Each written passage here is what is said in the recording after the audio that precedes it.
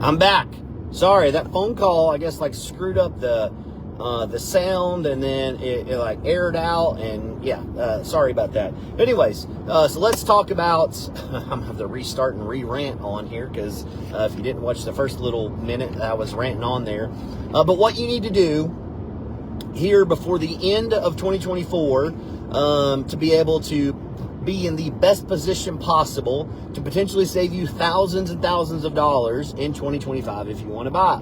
I think it's no secret everybody's predicting rates are going to come down in 2025. We've got a change at the White House, change at the leadership, which a lot of people has now a lot of consumer confidence in that, and so buyers are going to get back in the market. But you need to make sure you position yourself as best as possible. So I'm going to get into some things you need to do, and all have to do with talking with a lender today. Talk with a lender today. Because if you, somebody just threw me off. There's like a little comment in there. But if you don't talk with them today and you want to buy next year, what happens is you're going to file your 2024 taxes. You need to talk to them about your 2024 taxes today before the end of the year and you file, versus you filed them and then how you filed them based on, let's say some of you are self-employed, let's say some of you have a second job, let's say some of you make commissions, some of you make bonuses. That can really screw up your pre-approval. So one of the big reasons is talking with them today and talking to them about your finances so you can understand on kind of what I tell people that are self-employed and business owners, and even like myself, right? I exploit the tax system to the fullest legally as possible. Take advantage of every loophole. It's a loophole for a reason. Legally do it to pay the least amount of taxes. It's I didn't write the code, but the code is there, and I'm going to go by it.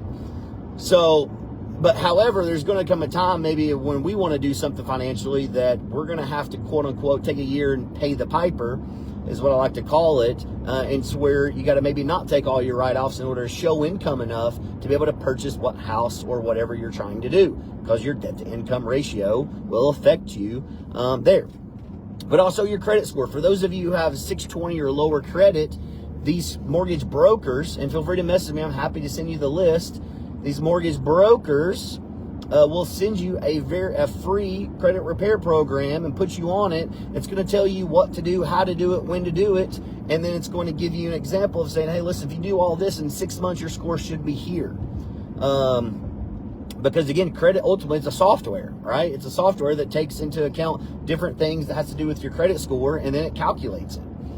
Paying off certain things can actually hurt your credit short term. Now, it will always help it long term, but it will hurt your self potentially short term. So they will put you on these, get yourself in a position to where your credit's even higher, because even if your credit is 620, odds are that's plenty good enough for most loans. And I'll say 640 is probably good for most loans. Definitely 650. 620 is definitely going to be probably good enough for most of your FHA loans, which is very common for first-time buyers. But the higher your score goes, the less interest. So, you know, there's definitely the buyer whose score is 620 is going to pay more in interest and more in closing cost than what the buyer is if their score is 740 plus. It's saving you money, right? Help yourself. Help yourself.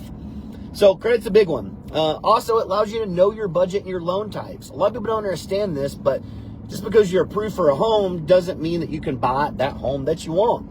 It might only qualify for a conventional loan, and you're approved for FHA. You can't buy it unless you can go conventional. So you can know what loan types you're approved for, and then certain loans, such as a USDA loan, which is 100% financing, no down payment, you can only buy in certain areas. You can't buy in Oak Ridge with a USDA loan. However, you can buy in Kingston, no problem, with a USDA loan. Just to give you some examples of some areas.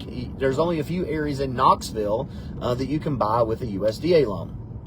So want to kind of, you know, again, getting ahead of it. That's what we're doing here. So that way, you know, all right, listen, I can't go conventional, so I know I can't buy any type of fixer-uppers, saving you time, energy, and effort for later on.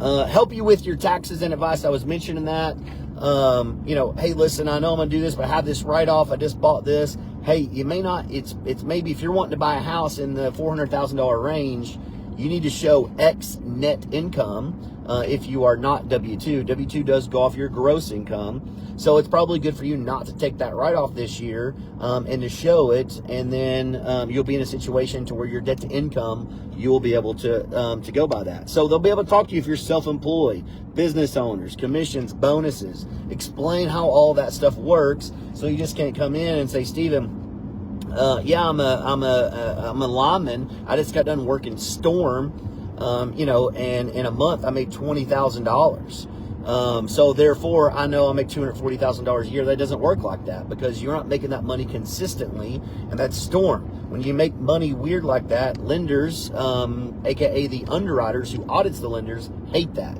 It is a pain. They hate it. It's hard for them to explain because they don't know how much money you're making and when you're making. Storms are unpredictable. They can't predict you to make that type of money ever again.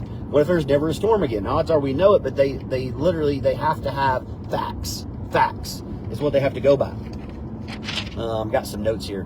Closing costs. So when you're talking to them, talk to them about their closing costs. An example I like to use, when a seller first lists their home, it's going to be really hard for a buyer to get them to pay closing costs. Really hard. It does happen. But usually the longer on the market, the more likelihood we can get the seller to pay your closing costs as a buyer. Different price points, different closing, but I'm just going to use a $300,000 house as an example. It's probably going to cost you $8,000 to $10,000 in closing costs is about what that would be at. Now, been on the market a while, we get the seller pay for it, great. Now you talk to them about your down payment. All right, how much money do I need to save for your down payment? Because not only do you have to have down payment, you also have to have reserves. What's called reserves, meaning that you can basically financially live for 2 or 3 months, sometimes longer, depending on your credit score, if you was to lose a job, for an example, and something like that. They want to know that you can continue to pay your mortgage. You're not living paycheck to paycheck. They don't like that at all. As I mentioned, the down payment. And again, another one, when I talk about biggest mistakes people make is they don't get pre-approved right off the bat. I mean, get pre-approved right off the bat. Know your numbers, know your loan types. I could sit here and I could beat the dead horse all day long, and I feel like only 10% of the people ever listen to me, and they just eventually just learn. It is what it is. They learn whenever they, spent hours looking at houses, found their dream home, and then can't get pre-approved. Told you so. And then shopping lenders to compare whoever's going to give you the best deal. That's the one you go with. I see too many people that get one pre-approval, that's it. Or they talk to a lender that can't qualify.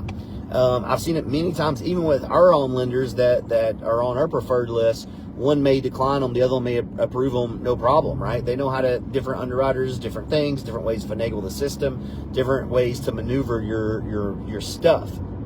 So I always tell people to talk to different lenders. So again, if you are potentially going to buy a home in 2025, I'm going to end with this. Talk to a lender before the end of the year so you understand where you're at, you understand your taxes, you understand when you file them, how it's going to work out and all that stuff. It will put you in a position and save you so much time, energy, and effort, and potentially delaying you even another year of buying something if for whatever reason you can't qualify because of how you filed your taxes. So a little bit of a rant there because I just see this stuff all the time. But it's not a rant because I'm mad at it. It's just a rant because I'm taking you to water. I'm giving you here's the water. I just need you to drink it. Trust me on this when I say this. Talk to lenders. Have those verbal conversations with them to see where you're at. If you have questions, holler.